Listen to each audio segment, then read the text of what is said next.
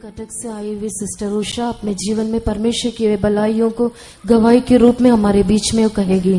আর এখন কটক থেকে আসা বোন সাক্ষী, তিনি তার জীবনে ঈশ্বর যে সমস্ত মঙ্গলের কাজ করেছে তিনি সেই সমস্ত সাক্ষ্য স্বরূপ আমাদের কাছে বলবে। परमेश्वर के पवित्र नाम की तारीफ हो। प्रभुर पवित्र नामेर गौरव होग।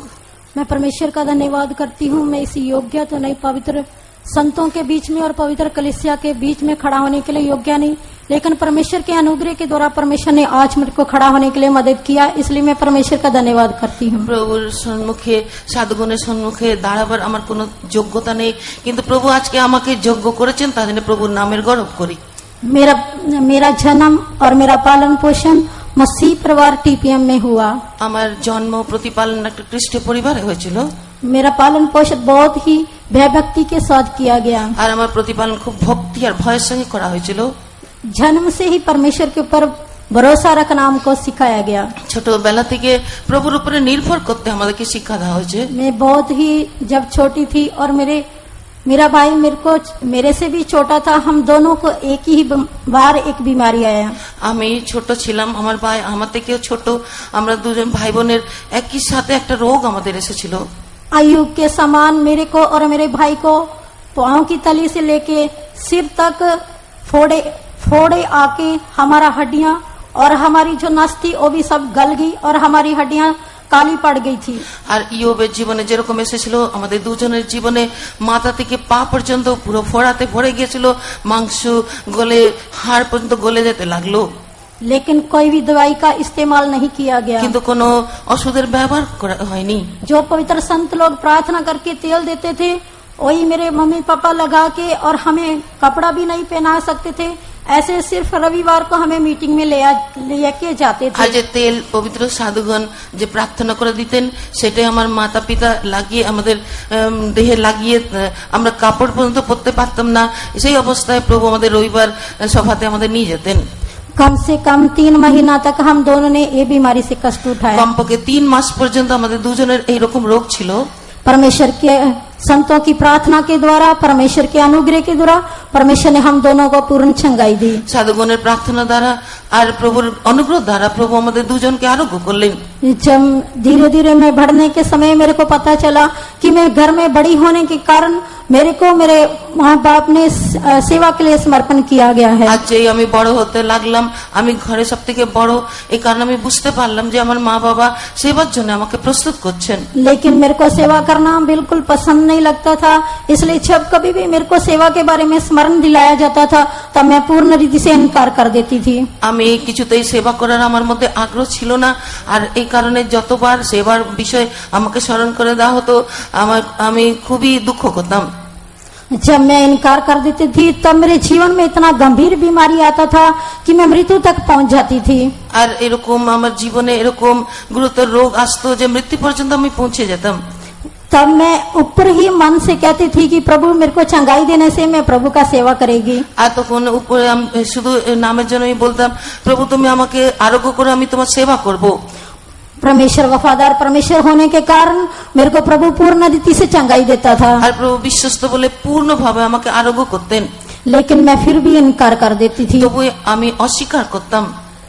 जब एक बार मैं पूर्ण रीति से जब अपनी होश को संभाल लिया तब एक बार मेरे पापा ने मेरे को बुला के पूछा कि तू आज बता तू सेवा करेगी नहीं तो क्या करेगी। একবার যখন আমি বোঝা ঠিক করে আমি সামলে নিতে পারলাম তখন আমার বাবা আমাকে জিজ্ঞেস করলেন যে তুমি কি সেবা করবে কি না।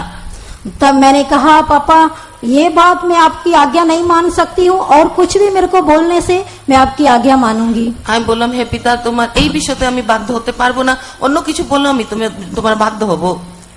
जब मैंने ऐसे बोला मेरे को नहीं मालूम, उसी वक्त परमेश्वर की ओर से एक पागलपन आके मेरे को पकड़ लिया। যখন আমি এই কথা বললাম আমি জানি না একটা পাগলের মতন অবস্থা আমার উপরে এলো। मैं पूर्ण रीति से पागल हो गई। আমি পূর্ণভাবে পাগল হয়ে গেলাম। कितनी देर तक मैं ये पागलपन के साथ कष्ट उठाया। অনেকক্ষণ ধরে এই পাগল অবস্থা আমি কষ্ট ভোগ করলাম। मैं कुछ खा नहीं सकती थी, আমি কিছু খেতে পারতাম না, सो नहीं सकती थी, ঘুমাতে পারতাম না, पढ़ भी नहीं सकती थी, পড়াশোনা করতে পারতাম না, प्रार्थना नहीं कर सकती थी, प्रार्थना भी नहीं প্রার্থনা कर করতে सकती, পারতাম না, कुछ भी नहीं कर सकती কিছু थी। করতে পারতাম না। लेकिन फिर भी परमेश्वर मेरे को बीच में स्मरण दिलाता था। আর তবু প্রভু মাঝে মাঝে আমাকে স্মরণ করে দিতেন, लेकिन मैं फिर भी सेवा में आने के लिए बिल्कुल इनकार कर देती কিন্তু थी। সেবাতে আসার জন্য আমি একেবারে অস্বীকার করতাম। मेरी माँ एक प्रार्थना वाली होने के कारण एक बार वो उपवास लेके बुधवार को प्रार्थना कर रही थी। আমার মা প্রার্থনাকারী ছিলেন, একটা বুধবার তিনি উপবাস নিয়ে তিনি প্রার্থনা করলেন। मैं उनके साथ भी प्रार्थना में नहीं बैठी थी, मैं बाहर नीचे बैठ के मेरे को नहीं मालूम मैं क्या कर रही थी। আমি প্রার্থনাতে বসিনি, বাইরে বসেছিলাম, আর কি করছিলাম নিজে জানি না। तब मेरी आंखें खुला हुआ था, मैं सो तो नहीं रही थी, मैं बैठी थी। আমার চোখ খোলা ছিল, আমি তো ঘুমিয়ে পড়িনি, আমি এমনি বসেছিলাম।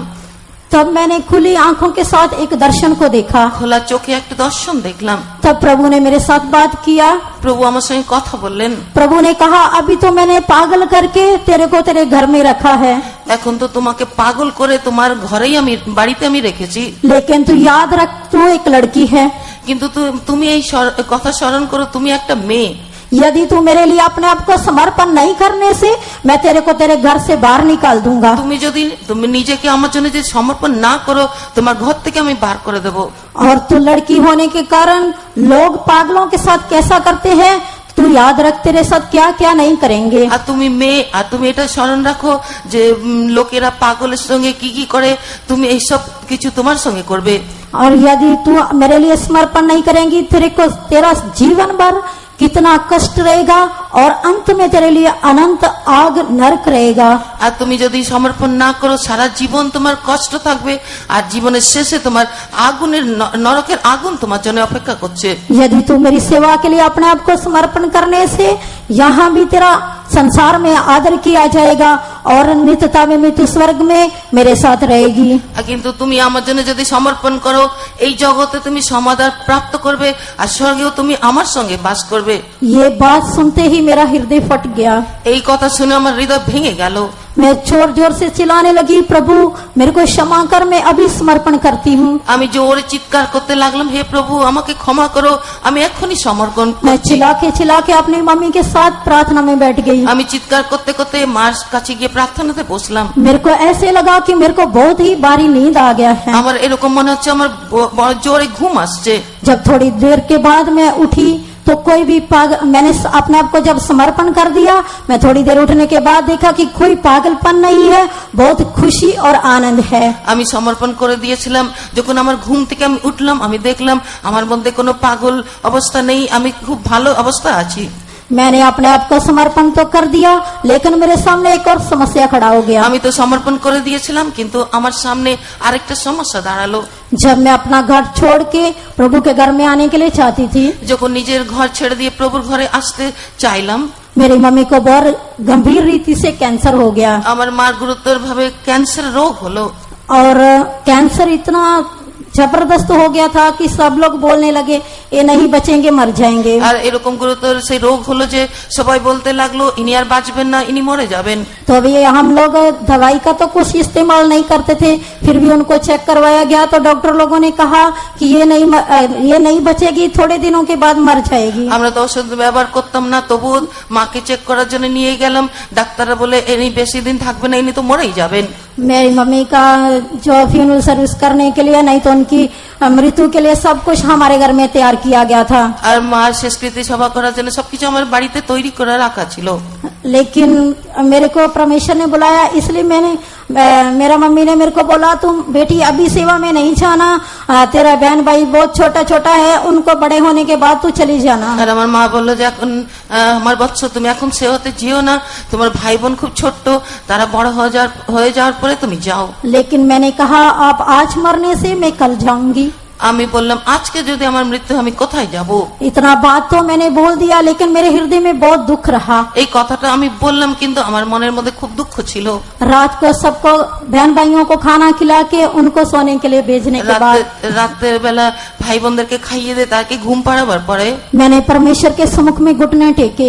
আমি প্রভুর সন্নিধানে হাঁটু গেড়ে বসলাম। मैंने कहा प्रभु आज जब तक तू नहीं बताएगा कि मेरा मम्मी आपको चाहिए नहीं तो मैं चाहिए, ये आप बताने के बाद ही मैं नीचे बैठूंगी। আমি বললাম হে প্রভু তুমি আজকে আমাকে বলতেই হবে যে তুমি আমার মাকে চাও না আমাকে চাও, এই কথা বলার পর্যন্ত আমি হাঁটুতেই দাঁড়াবো। परमेश्वर ने मेरे साथ बातें किया। প্রভু আমার সঙ্গে কথা বললেন, तेरा मम्मी मेरे को नहीं चाहिए, তোমার মা আমি চাই না, मेरे को तू चाहिए। আমি তোমাকেই চাই। आज रात मैं तेरा मम्मी को चंगाई देने के लिए जा रहा हूँ। আজকে রাতে তোমার মাকে আমি আরোগ্য করতে চলেছি। तेरी मम्मी के लिए मैं गिलियाद की औषधि होकर आया हूँ। আমার তোমার মার জন্য গিলিয়াদের ঔষধি নিয়ে এসেছি। सुबह होते में मैं अपना मम्मी को ऐसे ही बोला, আর সকাল হলো যখন আমি মাকে এই কথা বললাম, लेकिन मम्मी ने विश्वास नहीं किया। কিন্তু আমার মা বিশ্বাস করতে পারেনি। उन्होंने कहा जिसको इस प्रकार की कैंसर होता है वो कभी नहीं बचता। তিনি বললেন যাদের এই রকম ক্যান্সার হয় তারা কখনো বাঁচতে পারে না। लेकिन मैंने कहा परमेश्वर ने ऐसे कहा है, ऐसे ही होगा। কিন্তু আমি বললাম প্রভু যখন বলেছেন এইরকমই হবে। तब वहाँ हमारी धारीवाल का कन्वेंशन चल रहा था। আর তখন আমাদের ওইখানে সম্মেলন চলছিল। हम मम्मी को छोड़कर वहाँ चले गए।